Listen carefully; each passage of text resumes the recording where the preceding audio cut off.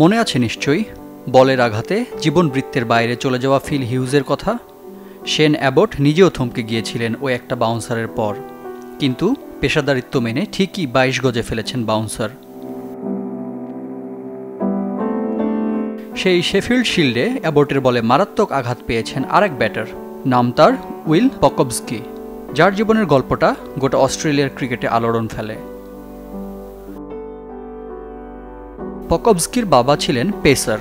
মাত্র 7 বছর বয়সে বাবার হাত ধরেই ক্রিকেটে পথ চলা শুরু, কিন্তু 22 গজে নেমে অনুকরণ করেননি বাবার দেখানো পথ, নিজেকে গড়ে তুলেছেন ব্যাটার হিসেবে। তবে ভাগ্যের কি পরিণতি, মাত্র 26 বছর বয়সে তাকে যেতে হবে অবসরে। না, বাজে কোনো পারফরম্যান্সের জন্য নয়, প্রথম শ্রেণীর ক্রিকেটে পকবস্কির রেকর্ড তার পক্ষে কথা বলে। ভিক্টোরিয়ার হয়ে 36 ম্যাচে 45 গড়ে রান করেছেন 2500-এর কাছাকাছি। পকবস্কি সবচেয়ে বেশি আলোচনায় থাকতেন ইনজুরির কারণে। 2017 থেকে নিয়ে আজ পর্যন্ত মাথায় ও গায়ে বাউন্সার লেগেছে অসংখ্যবার, যার মধ্যে কনকাশন হয়েছে মোট 12 বার। শুধু ব্যাটিংয়ের সময় নয়, ফিল্ডিং করতে গিয়েও মাথায় আঘাত পেয়েছেন এই দুর্ভাগা ক্রিকেটার।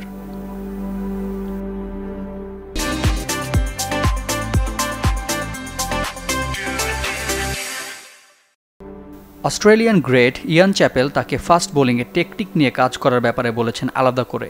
তার সন্দেহ ছিল এভাবে চলতে থাকলে ক্যারিয়ারে বেশিদূর এগোতে পারবে না।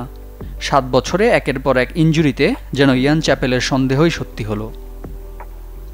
চলতি বছর মার্চে শেফিল্ড শিল্ডের ম্যাচে সবশেষ মাথায় আঘাত পান পকবস্কি, যা তাকে ছিটকে দেয় গোটা টুর্নামেন্ট থেকে।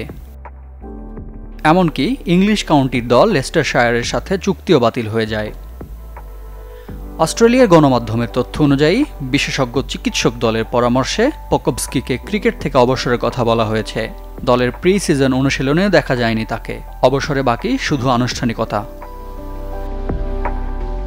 আর হ্যাঁ, তিনি আন্তর্জাতিক ম্যাচও খেলেছেন। ভারতের বিপক্ষে বর্ডার গাভাস্কার ট্রফির অভিষেক ম্যাচে এক ইনিংসে করেছিলেন 62 রান। তারপরও নির্মম বাস্তবতা, অনুশীলনের সময়ে ইনজুরিতে পড়ে অজি স্কোয়াডে জায়গা হারান। রিফাত হোসেন, চ্যানেল 24।